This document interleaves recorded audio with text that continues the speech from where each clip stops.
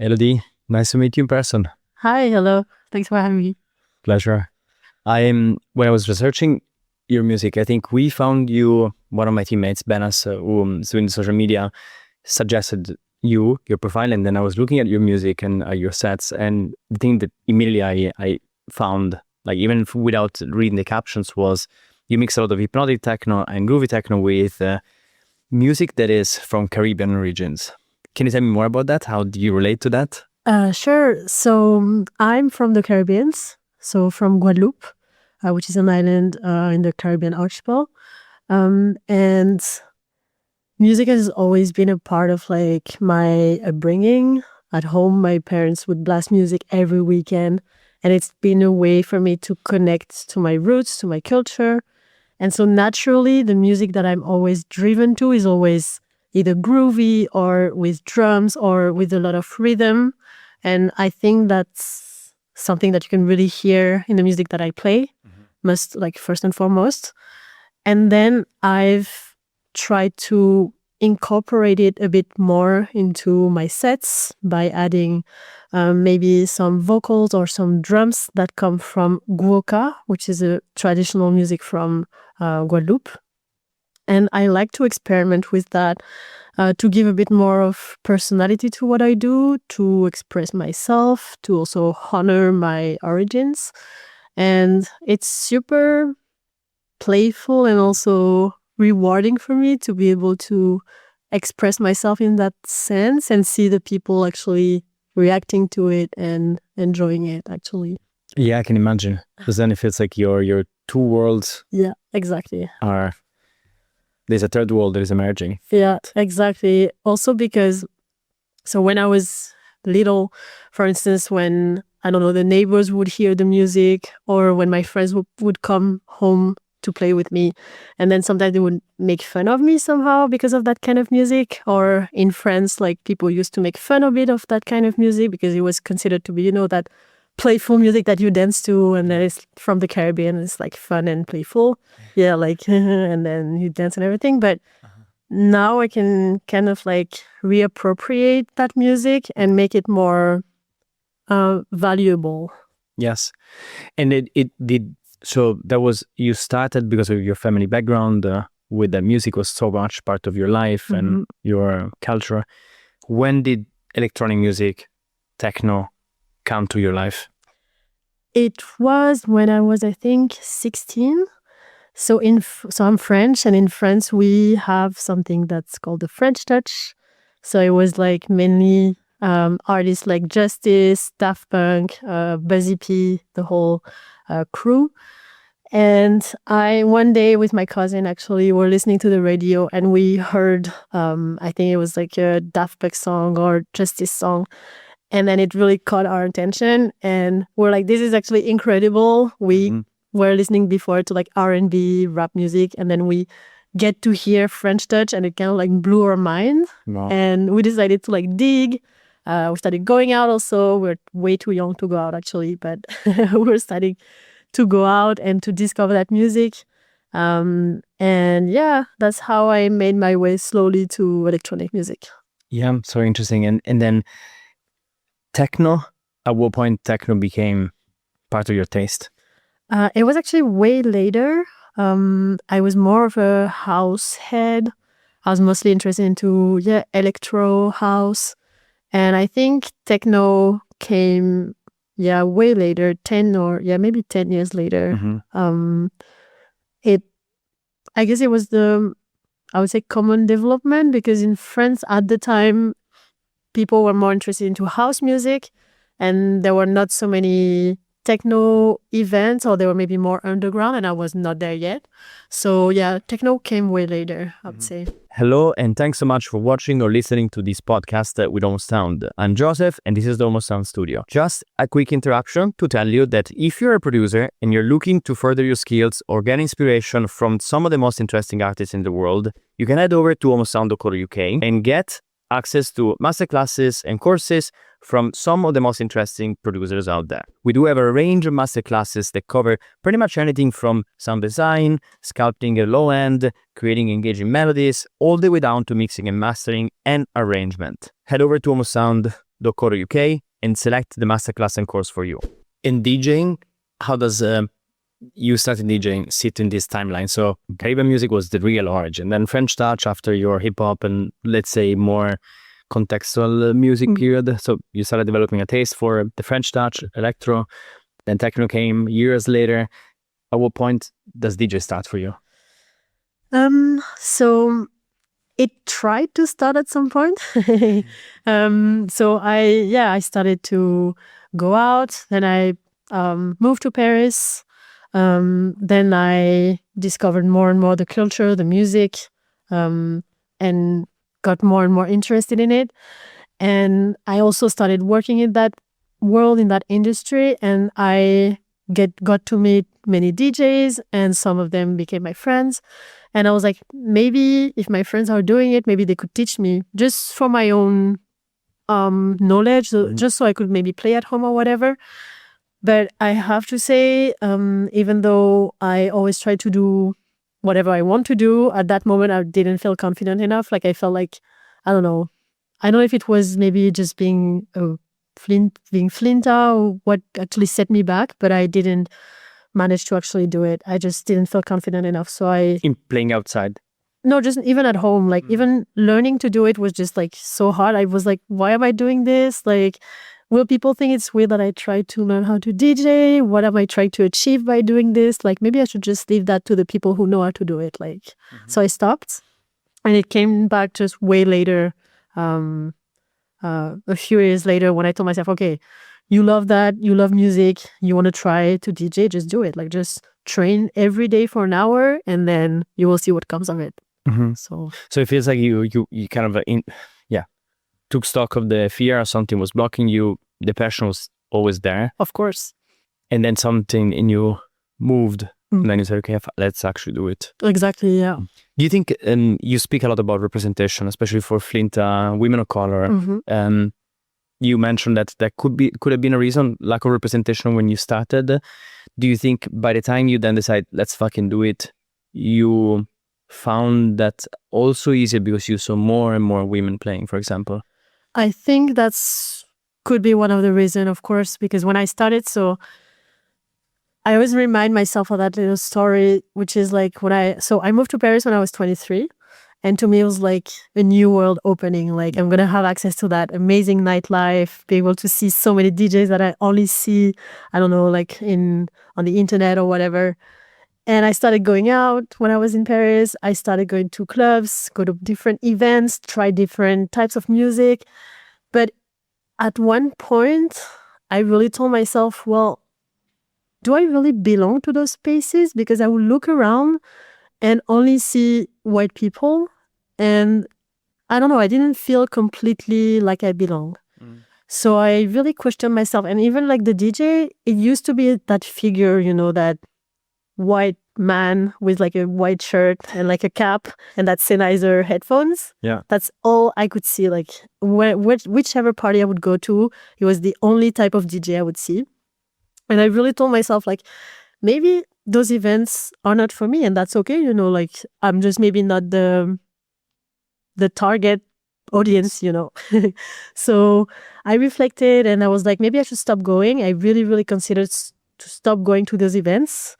And a beautiful synchronicity happened, is that at that very moment, I decided to buy books to learn more about the techno and house culture. And that's when I discovered that house and techno come from Black and queer communities. So that actually helped me to stay in that community. But actually, of course, like you said, the lack of representation, not seeing so many DJs who looked like me, kind of told me, well, maybe it's not for you, you know. And when I reflect, I'm like, that's kind of silly. Like, why would I think that? It's not because you don't see that it's not possible for you, but that's actually how it works. And I can see it a lot also, like when I talk to other FLINTAs or when I give classes, we all have the same experience. We all feel like if we don't see people who look like us doing it, maybe it's not for us. Yeah, it's not available in your mind. It's like that's not existing or even wrong. That's even the worst case scenario. Exactly. Maybe, I don't know, maybe it's human. You have to see someone who's a bit like you to kind of feel like you can do it, you're allowed to do it, or that maybe people will make fun of you, or maybe that you won't be in danger doing it, but that's actually how it works. So yeah, to me, representation really, really, really matters. Yes.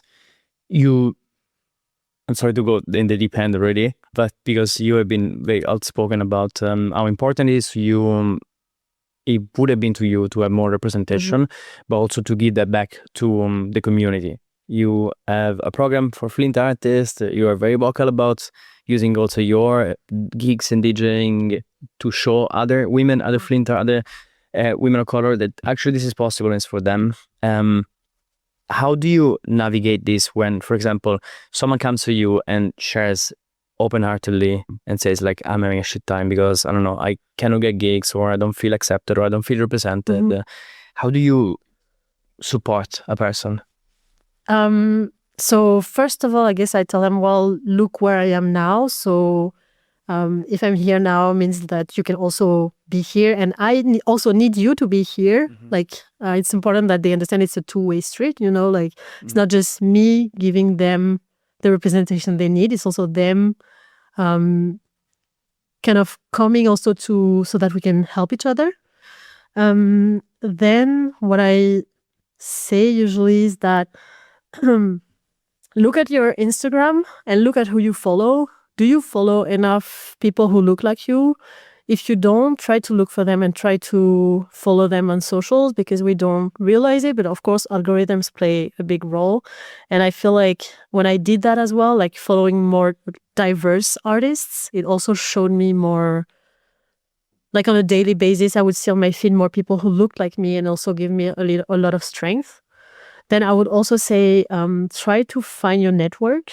Go to maybe FLINTA collective that you know, go to their events, go to their conferences, talks, try to mingle with people who look like you or people who have the same values as you do.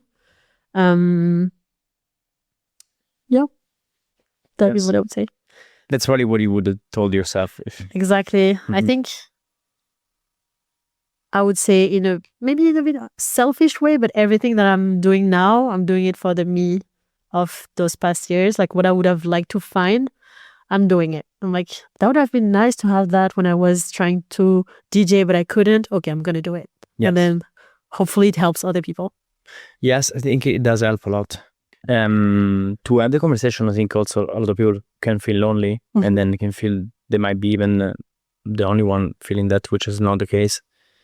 And I've, when I was preparing for the interview, I also saw one of your recent posts about playing closer in Milan for the party. Yeah. And then you were playing in the afternoon, you were like closing the afternoon party, and then there was a group of like FLINTA people in the audience that were dancing in front of you. Yeah. And then you went to the second part of the night, and then they were there again, and then felt like a great moment for you as a DJ, being able to do that for others.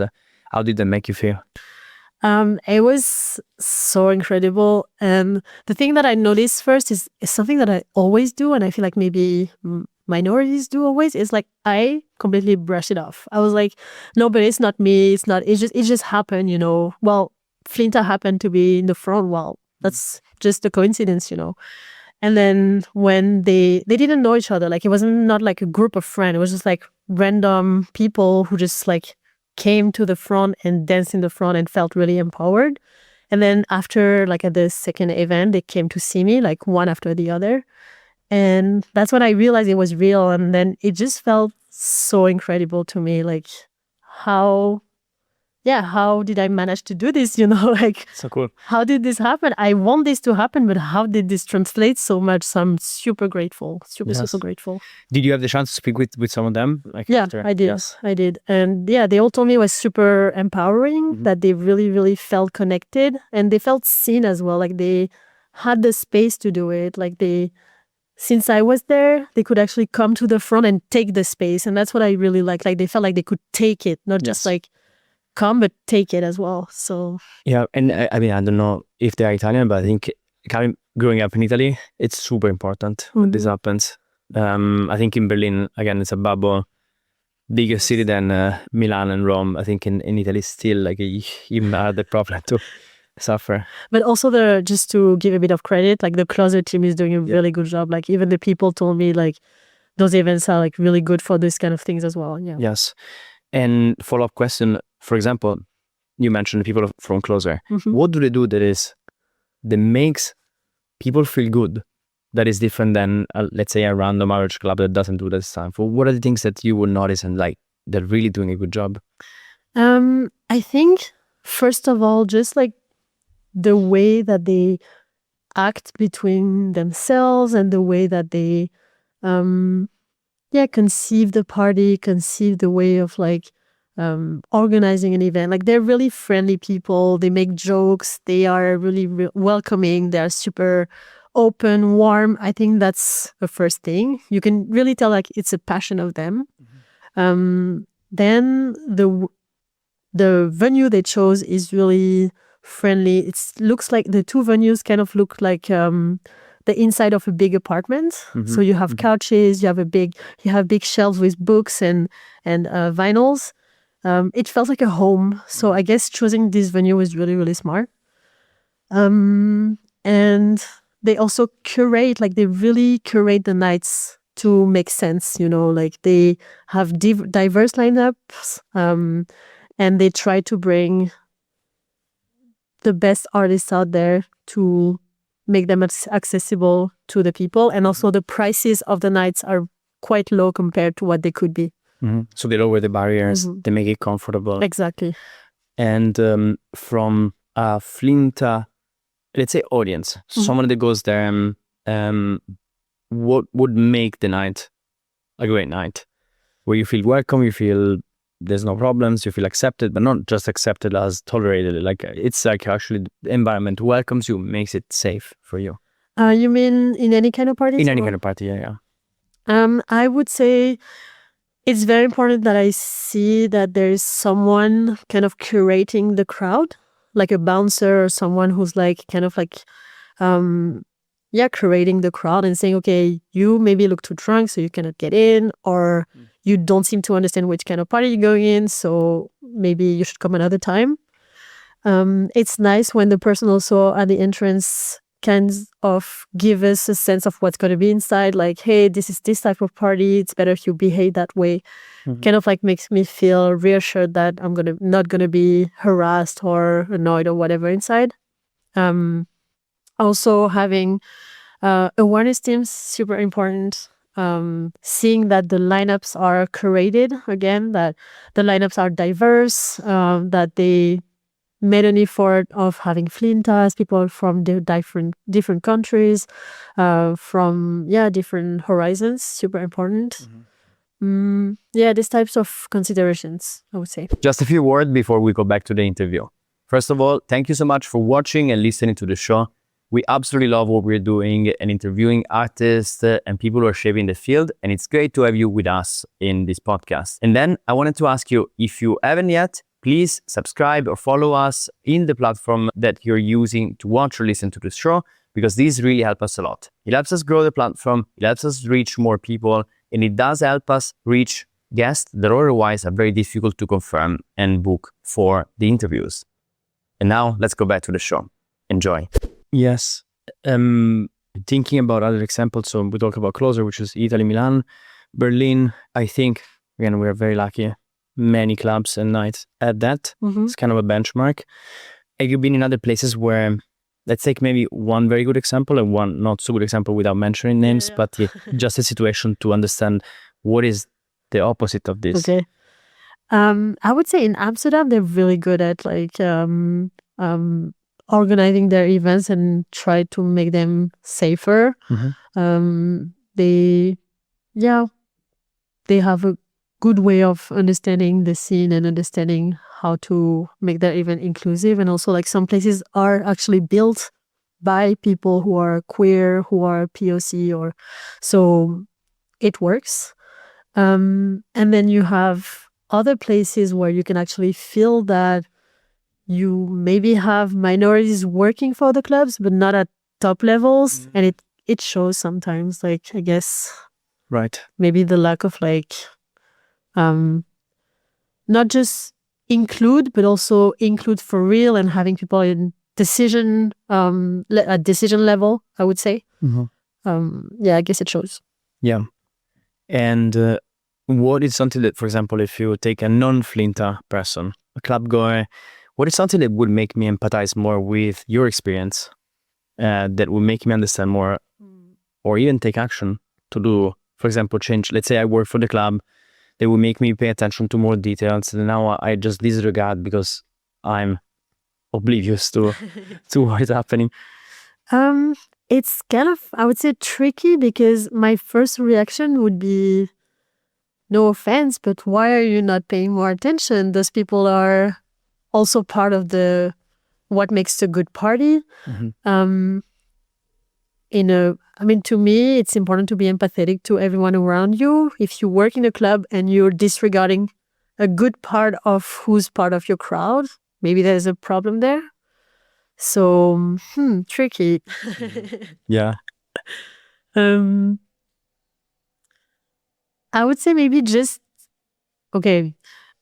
if you like partying, you like dancing, just go to a dance floor and observe the dynamics, but try to really put yourself in the shoes of the people you watch. And I love doing that because I love dance floors, I love partying, I love dancing. And sometimes I'm in a club, whichever club it may be, and I watch the dynamics. I look at, I don't know, one group of FLINTAs, and I see them moving around the dance floor, and I see what they're doing. And then if you pay attention, if you're open enough, if you're empathetic enough, you will understand. For instance, like sometimes I watch a group of FLINTAs, and then one of them wants to go to the front, and then they will go to the front, and then like someone that I will perceive as man will come, and then without even seeing will come and stand right in front of them. Right. And then you can see that there's like a discomfort, that the other person is like moving and is like trying to find their spot without the other person realizing. And it's this type of like little subtle dynamics that are really, really important to understand. And I feel like if you work in a club, first and foremost, you should understand those dynamics. And if you just dance and like clubs, you should also come to see those dynamics. Yes, and pay more attention. And course correct. So change your behavior, right? For example, taking space is a big thing, right? Like average male identified individual is a bit bigger than the average FLINTA identified individual. I'm oversimplifying the story, but then again, if you're putting yourself in front of someone who's dancing, maybe facing the DJ because they want to see the DJ performing, you are occupying the space. Like, you're just preventing the person to have a good experience. Exactly. Yes. Just be mindful of like each other's space and try to understand that a dance floor is not it's not a blank canvas. It's a dance floor is in a club, and the club is not outside society. There are domination dynamics, patriarchal dynamics. So we have to be aware of that to kind of like make those things a bit smoother and a bit lighter on minorities, I would say. Yeah.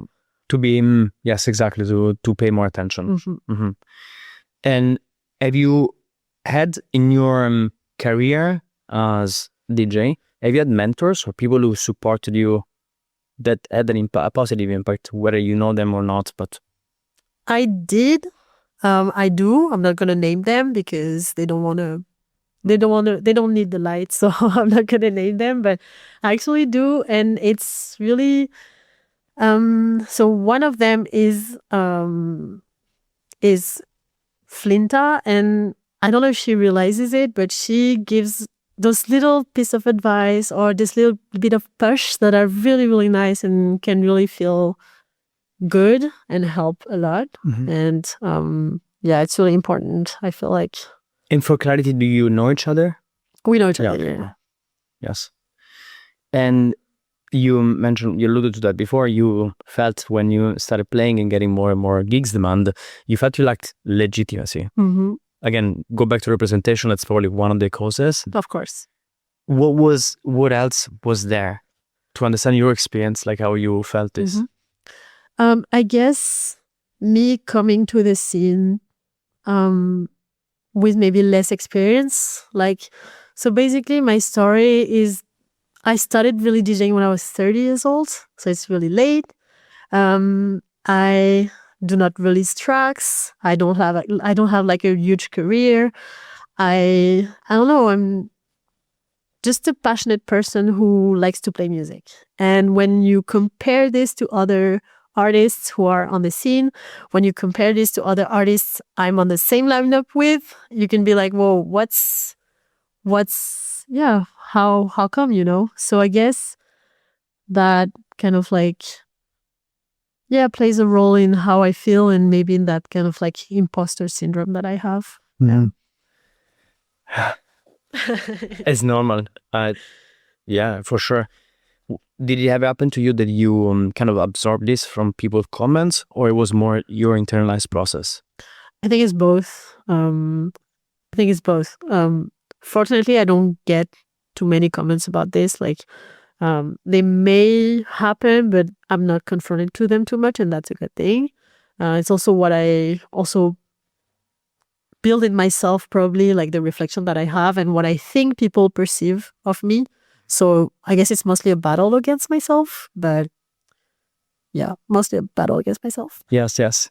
How do you feel now? Like, and I read in the context of Bergen, of course, like big club, very prominent in the music that we like. You played there the first time, 2023? Yep. So you were there 3 years ago. And I read imposter syndrome was a big factor, right? Of course. I mean, I'm no one, you know, like I had been DJing for maybe, I don't know, like 3 years. Yeah. And then you get that request that some people have been waiting for years. Yeah. And I had not even dreamt of it. Like to me, it was not even something that I was looking for or hoping for, because to me it was just like so far away. And then one day you receive that request and you're like, wait, what? So it felt like, so when I read it, imposter syndrome, and I understand clearly, like, you know, why this could generate. When you look back to that experience, let's play scenarios. How would you talk to yourself if you were your own mentor? Like, if future you, the mentor, past you, okay, what would you say to yourself? I would tell myself, first of all, trust the bookers. If they felt like you had something to offer to the crowd at that moment, trust them. I would also tell myself, you have a story to tell. You, I'm sure, know how to tell it. Go tell it. Like, it's your moment. You've not been waiting for that moment, but you didn't know you needed that moment, but you did it and you have it. So go use it. And I would also say, trust me, good things will come out of this. For sure. You were passionate about music. I mean, you explained like a lot of interest, and then going to clubs and dancing, and then you were also music journalist, curator in France for a long time. What was the moment where you're like, you know, for the second time, I want to be a DJ, I'm gonna have fun? I guess it was, it was, so I just turned 30 years old, I think, or I was gonna turn 30, and I think it was like kind of looking back and being like, that would be so stupid to not just try and just be able to DJ with just your friends, like have fun with them, and like just like lift off that like weight that I had, like this kind of like, I don't know, angst or whatever. Just try it, you know, like you're gonna turn 30, just try it. So yeah, I guess that's what I did. Yes. Were there fears at that point? I mean, you explained before of like this thing of it's not gonna be accepted and things. Were there practical fears, for example, thinking, oh shit, this is a very insecure career. I moved to Berlin. Like, what's gonna happen? Not at all, because to be totally honest, I was not at all thinking about becoming a DJ at that moment. It was really just, you love music, you're passionate, you have friends who DJ, you want to be able to DJ with them, but at home, at, I don't know, birthdays, events or whatever, but never in a club. Like, this was never a dream that I had, or this was never a career that I was actually pursuing. So that's actually even weirder that I was so scared. But yeah, it was just like being in that industry, surrounded by so many artists, being surrounded by so many people who work in the field, even if I were just to DJ with friends and DJ at home or whatever, I just felt like surrounded by all those people, they would know and they would kind of like maybe, I don't know, find that weird or whatever. But yeah, turning 30, I was like, no, I have to try it. I have to do it for myself. I have to do that for myself. When you look back at that moment, like where this, like thinking what your life is right now, you seem to be pretty happy, pretty satisfied with the choice, right? I always wonder whether there's something in your belief system that has to adapt to, like at that time you're like, I mean, this is never going to be a career, you know, or it might even be impossible for me. And then now it's your life. And did you observe your belief system shifting and kind of internalizing, actually, this is my life right now? I did, but it's a very progressive work. So I didn't observe like a big change or like total shift or whatever. It was more me slowly, you know, getting a bit more of confidence, like getting that little bit of confidence that I need. And it just went smoothly, gig after gig, event after event, opportunity after opportunity. And now I look back and I try not to look back too much, because sometimes it's just like, you know, when you're scared of heights, this is the same. Like I look back at what I've done and how fast it went. I was like, oh wait, wow, this is too much. Like I can't think about how fast this went. Like it's too much. But yeah, I definitely had to switch my system of belief slowly, one event after the other, one opportunity after the other, to make myself believe that it's okay, like it's normal, it's the normal course of things, and you're doing it and it's totally fine and it's going well. Does the imposter syndrome, for example, come up still sometimes?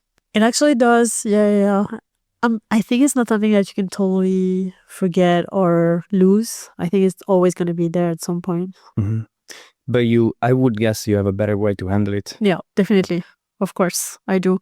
And I think also experience is a thing. Like sometimes when I'm stressed, I look back and I say, well, you've done that before. You know how to DJ. You've played in this club.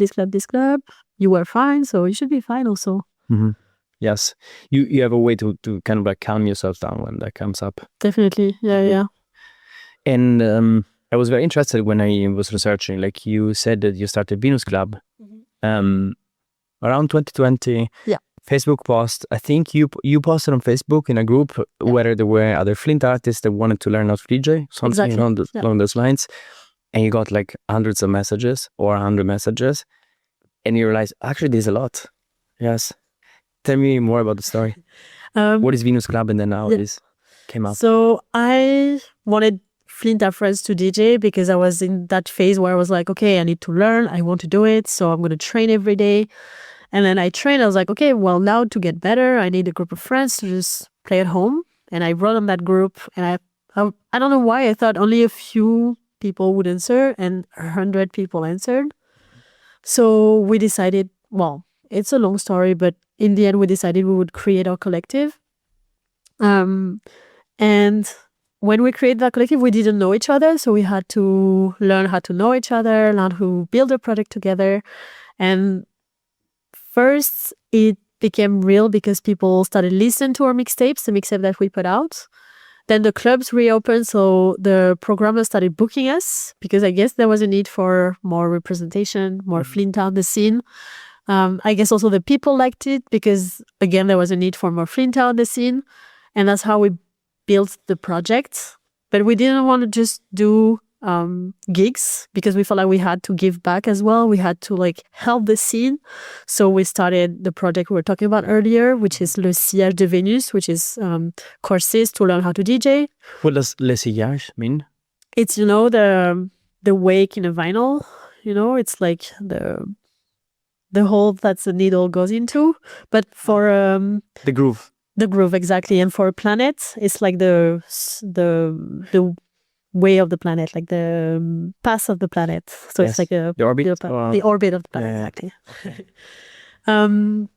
So we do that. We also do special events where we invite FLINTA professionals of the scene to talk about their career. So like if we invite, I don't know, female sound engineers, FLINTA programmers, FLINTA bookers, etc. And we have FLINTA come and meet them to see that it's possible to actually work in the industry and be at decision-making level. And we also organize talks. We just try to show that we can exist at FLINTA on the scene. Yes. I recently interviewed Giulia Borelli, who is an exceptional mastering engineer.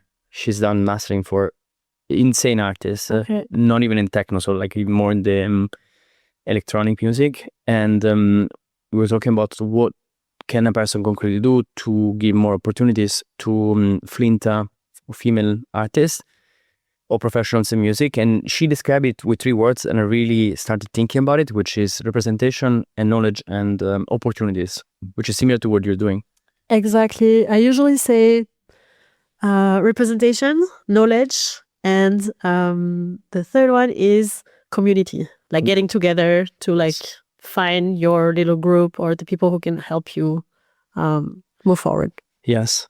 I think it's a very interesting thing to think about. Yeah, community is a very big aspect. Because then the community is like the thing that actually makes everything else more powerful. Exactly. And more human. Exactly. Of, yes. You mentioned before the Le Sillage, I don't want to butcher it, the Venus is in person. So the way you develop the program is usually 5 months long. And there's a mix of events, practical workshops, and that happens in Paris, right? Exactly. Yeah. So usually before, when I created that program and we put it in place with the Venice Club, all the initiatives that were existing were short ones. So it was like, you can come for an afternoon or you can come for 3 hours and then we will initiate you to DJing. But I wanted something that was actually teaching how to DJ, because I would think about going to an initiation and then I was like, yes, but you're going to show me how to do stuff, but then how do I move forward? So that's what I wanted to bring. And so there's like one theoretical course and then practice courses. And we managed to get a club to open its doors for us to practice. That way the people can learn in real conditions on a real sound system and real setup. So that was really precious. It's Glazart in Paris, who opened their doors to us. And this was really, really precious to us. Super cool. Yeah. And you still do the work with them? You still work in collaboration with them? Not at the moment, unfortunately, because we do not have the funds anymore to do it. Yeah. Because the organization that actually gave us the funds changed their conditions to obtain the money. So we are working on how to change our project to make it more compliant with the requirement for the funds, the fundings. Well, good luck. Thank you. I'm sure you will find a solution. Hopefully, yeah. And maybe, hopefully at some point also start branch off in Berlin. Hopefully, yeah. I'm thinking, I already gave classes at 90 Mil. 90 Mil is a venue, and they have an art school where you can go and say, hey, I want to teach this. How can I do it? So I did. I gave 2 sessions of DJ courses at 90 Mil. And hopefully I can plan other courses in other locations in the future. Yes. A hypothetical question, and we can decide later if we keep it in the interview or we cut it. But if you were to do this in Berlin, what would be the concrete things you that would make that possible? First of all, the venue where to do it, because when I do courses like that, I want to offer good conditions, so good setup, good sound system, and also a space where we're not going to be interrupted by other people, because when people look for this kind of courses, they need actually a safer space to learn. Like they need somewhere where they're going to feel confident to actually practice. Because it has happened to me before that I would teach a class and there were people passing by, or I don't know, it was like in an open venue. And then the people, especially the girls, would be scared to touch the mixers, that they would see someone pass by and stop touching everything. Interesting. So that's a very important thing for me, is finding a place that's closed, we can close with good setup, good sound system. And going back to what you just said, do you think is judgment? Fear of judgment? Fear of course, fear of judgment. because when you're playing, you're kind of like putting yourself out there, like, and what you're putting out is being replicated on the sound system. Anyone can hear what you're doing, like, and loud and clear, so yeah, whenever you see someone, you panic and you're like, okay, I'm messing up, I'm going to stop. And then, it's hard to build that confidence, even to try, even to learn. Yeah, for sure. That's why I think having the protected, an environment that is safe, feels safe, is very important. Exactly, yeah. Yeah, so club, and then so essentially the venue, good sound system. And then, for example, the reason why you need funding for the Paris program with Venus is then you want to pay the contributors, the hosts, or we have to pay the club because the club has to pay for a sound engineer and has to pay to open the club, actually. Sure. So of course we cannot let them pay for everything. We have to find a common ground, and the grant was actually to pay for the club to open. Yeah. And the artists, or the contributors, the facilitator, the hosts, let's say, do you need, ideally you will pay them too. Yeah, definitely. We also pay for the people who teach, the hosts. They are contributing, but they're also working, so it's only fair that they get paid. Of course.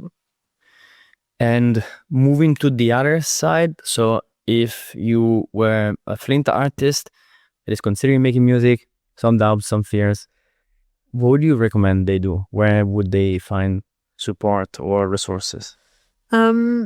First of all, I would say get closer to the collectives or the initiatives that exist. For instance, in Berlin, there's Female Pressure. There's a number of initiatives that exists that you can actually join to feel a bit safer, to have people who are in the same doubts maybe, or in the same situation as you. So that's the main, to me, piece of advice that I would give, is really get closer to people, network, find people who are like you and are facing the same situation, I would say. Your community point. Exactly. From before. Yeah. Yes. Have you found that in Berlin, for example? Do you feel you have that support, the community around you? In different ways than what I was thinking of, maybe. But I'm getting to know more and more people. I'm getting to work with more and more, I would say, spaces. And I can feel that, there are some people who actually believe in community and are doing a good job. If I can name a few, I've worked a couple of times with Loon, which is a streaming service, and they're always happy to help on those kind of initiatives. I work with Mazen community also. They also are eager to bring people together. I think it's nice to see when you have honest, authentic people who are trying to bring people together, build something nice, offer initiatives that bring value to the community. I think it's always interesting to contribute or work together. Yes, it's it's something that a lot of players can agree with, a lot of people. And looking at your career so far as a DJ, do you call it career? It's like your passion. It's hard. I still see career, but yeah. Your DJ career, what have been the hardest moments, or one moment where you almost thought? One of the hardest moments was when I started playing with other big artists and seeing my name of big lineups and seeing that my career was a bit evolving. I think, of course, there's a lot of doubt and a lot of again, imposter syndrome of thinking, do I belong here? What do I bring? How do I bring it? And I'm someone who likes to think a lot, likes to reflect a lot on what I do. And so I guess that moment was, a moment where I needed to really go back to the core of what I do and why I do it. Yes. To reground yourself in the passion for music. Exactly. And non-challenges, but funny moments while you playing. Was there any crazy, funny moments when you look back and that makes you smile? Wow. So it happens a lot when I play that people just give me things. Like they give me cigarettes, stuff to eat. They pass me little notes as well. So it's really cute. I think I like it. There's one thing I think I was not expecting when I started DJing is that it's people feedback, because to me the only feedback that I would receive was like people dancing on the dance floor, and that was enough. But since like mostly, and especially in Berlin, people give a lot of feedback. So they send messages, they come to you, or they give you notes when you play. And to me, that's always a fun thing. Also, one time someone gave me 20 euros. I was like, I don't, it's thank you, but you don't have to. No, you take it. So I was like, okay, I'm going to take it. I'm going to have a cocktail afterwards, I guess. In Berlin? That was in Berlin. It was another thing that I read interesting, that when you prepare for a DJ set, you put a lot of intention into the preparation, what will eventually be played. And there was a term you used, which I think is emotional mapping, or mapping of the journey, emotional mapping of the journey. Yes. What does that mean, and how does that translate into the actual preparation? So I was discussing with someone else, and we kind of like together came up with that term. And to me, it's like it's important when I play somewhere that I come with intention. Like I don't know if it's good or bad, but I cannot come somewhere without having a little bit of thinking of what I'm going to do. It's just like, if I play somewhere, I have to know, of course, I have to think about what's the audience, where I am, which club, which venue, what time, which slot, who's playing before and after. And this will kind of like help me decide what is the story that I will tell. And it's not about preparing everything, every track, but it's more about like what's going to be the beginning of the story, the middle of the story, the different parts, and then the end. So it's like, I don't know, like I'm playing at that venue for that crowd for this event. Okay, I think it's better if I do something more emotional. So I will start with an intro that's super maybe cinematic, and then I will be a bit more, I will go darker, and then I will maybe softens things, and then finish on something a bit light, or just directing the journey. Yes. And that's how you think about it. That's the emotional part. Exactly. Yeah. I mean, I guess it's the genre that I play, hypnotic techno. It's such a continuum. You have to always give something. You have to keep the pace. You have to keep the journey. You have to keep everything flowing. So I feel like to make it more interesting and to make it relevant to what's going on, I have to think beforehand of the journey that I want to create. Because one little, I would say mistake, is it a mistake really? I don't know. But one little mistake can completely crush the journey. So to me, it's important that I think about it beforehand. Because it could take you out of the hypnosis. Exactly. Yeah. Do you feel that, for example, if you play a small club where you're closer to the crowd versus a bigger club where you're more removed on a stage, does it make a difference for your own experience? Oh, for sure. I just love playing intimate venues, because that's how it's easier to create like an intimate mood and to really go into the hypnotic side of this kind of music. Whereas when you're in a big stage with like a big crowd, it's really hard to really capture everyone in your story from the beginning. So it's a very different way of thinking a set for me. Yes. I'm also, another thing that I've read I think it was on your Instagram or another interview, was that you said, I'd like people to know me before they kind of judge me just because of my music. What is something that people tend to get wrong about you? I guess when I said that, it was more in terms of like relations with people and how I get to know people. But it's really easy to just like be attracted by the DJ part. Like, oh, I want to know that person because they're a DJ, you know? Right. And yeah, that's something that I want to distance myself from. And yeah, I don't really want people to just see me as the DJ, you know? And I want them to understand that I'm a real person. with real emotions. And I can also maybe, I don't know, be sometimes tired, be not in a good mood, or I'm not just that figure that you want to see perform. Yes. And I think especially the more you're, if you get more notoriety, and the more the risk is that the person, obviously, like more and more people that you don't know you, but know the DJ you. And do you also feel afraid potentially that the new people you meet after you play the Berghain gig and they become your friends are just there because of the notoriety? Of course, it's in my mind all the time when I meet new people, and it's in a party context, and I think they kind of know that I DJ. I'm always wondering, are they trying to know me for the right reason or not? And it's always something that's in the back of my mind and that I'm trying to kind of like, kind of think of and maybe part between the people who want to know me because I DJ and those who actually want to get to know me. So yes.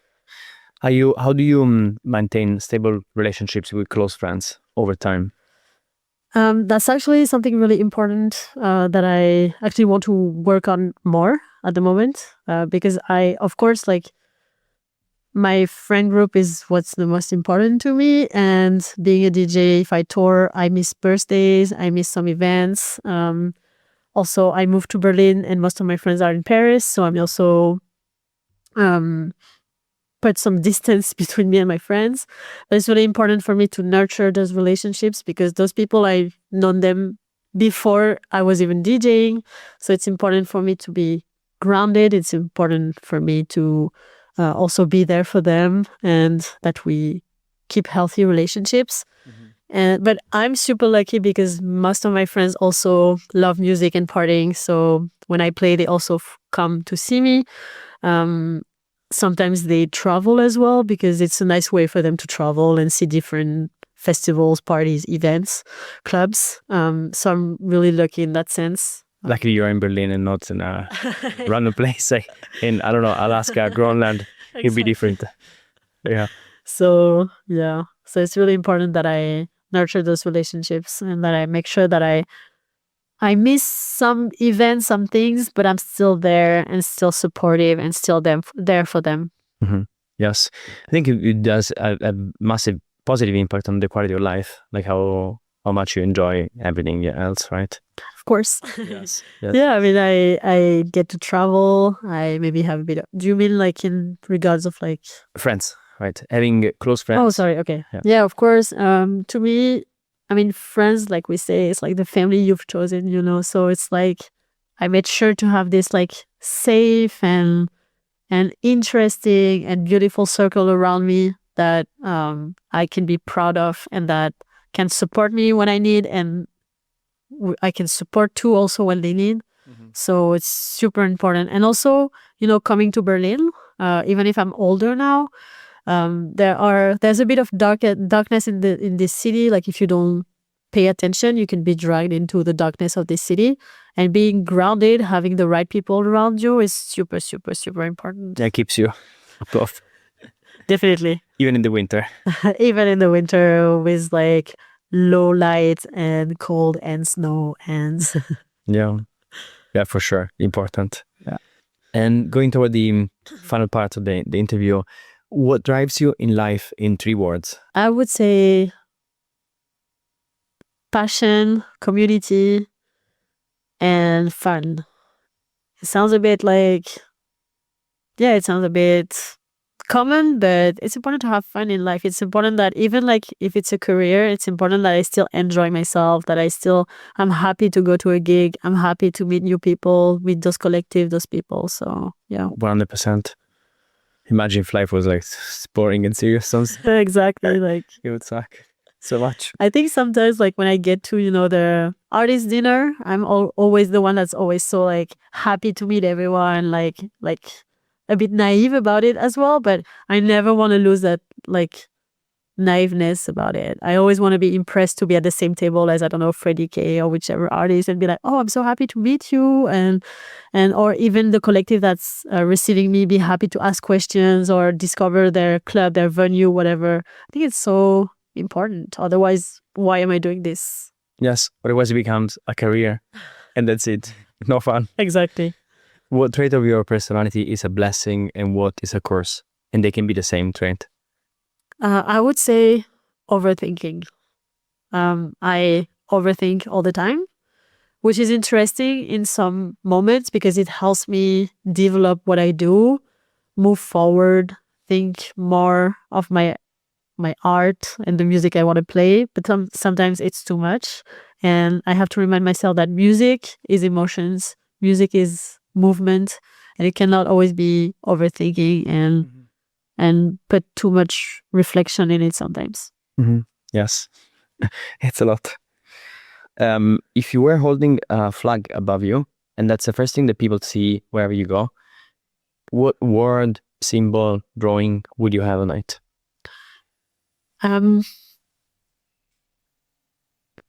I would say it would say representation matters. So it's not the most beautiful flag. It's not the most, I don't know, but it's inspiring, and I think it would reach the right people. Yes. If you were to choose one closing track for the rest of your life, what would that be? I would say it would be Night of the Jaguar by DJ Rolando. I have a hard time not playing it all the time. Yeah. As a closing. No, okay, I need to check it out. It's one of the most amazing tracks ever.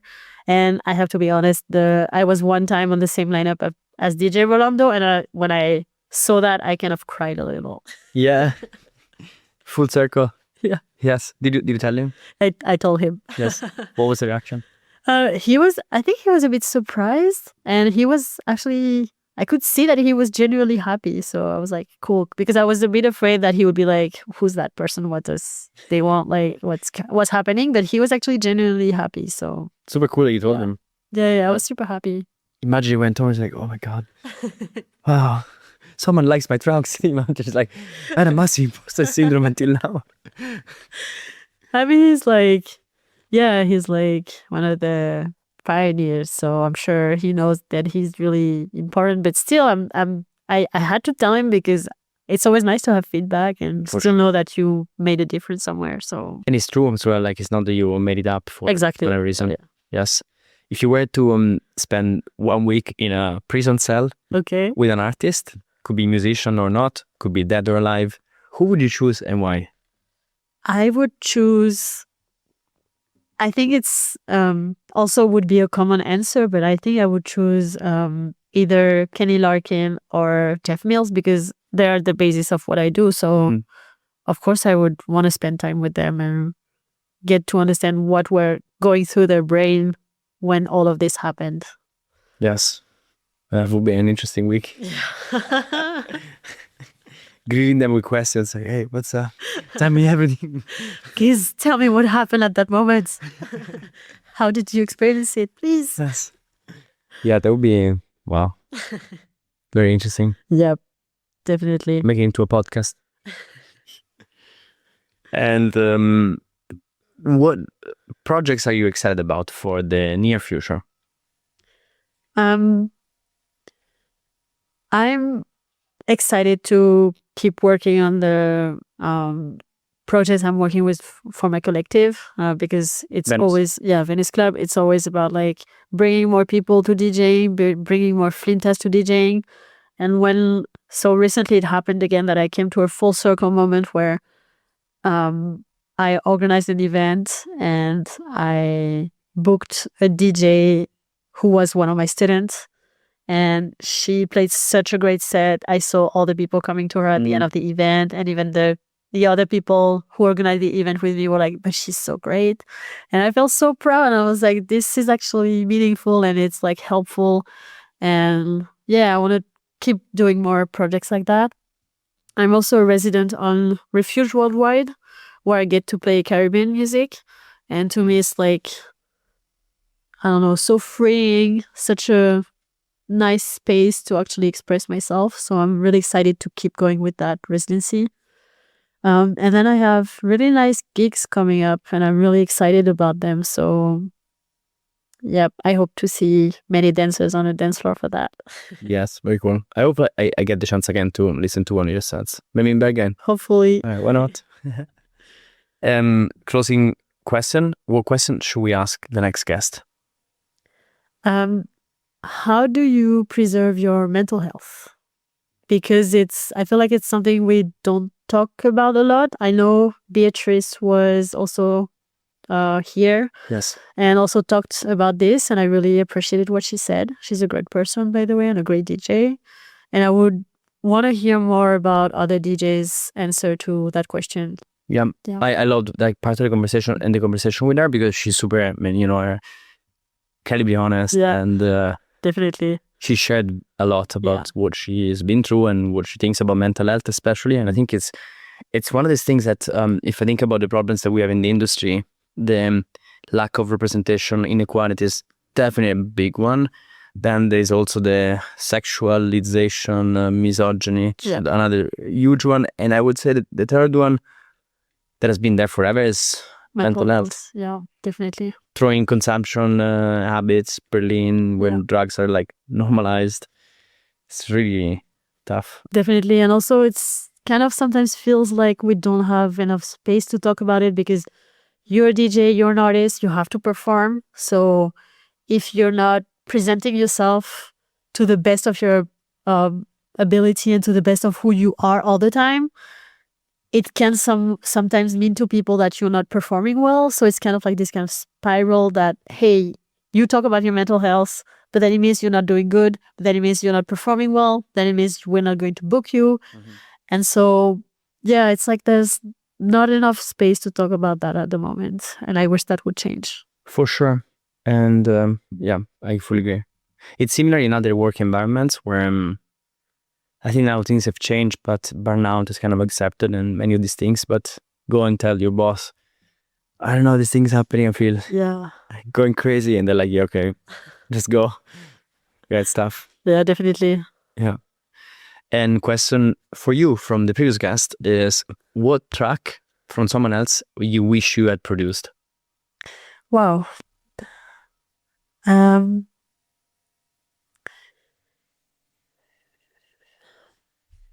There are so many. There are so many.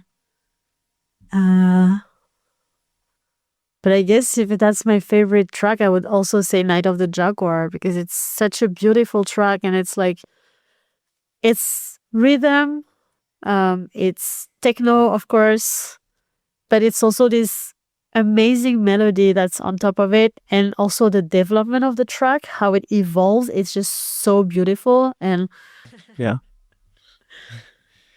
Elodie, thank you. Thank you so much. It's been a great conversation. I feel inspired and learned a lot as well. And thank you for sharing so openly. Thank you so much for having me. Pleasure.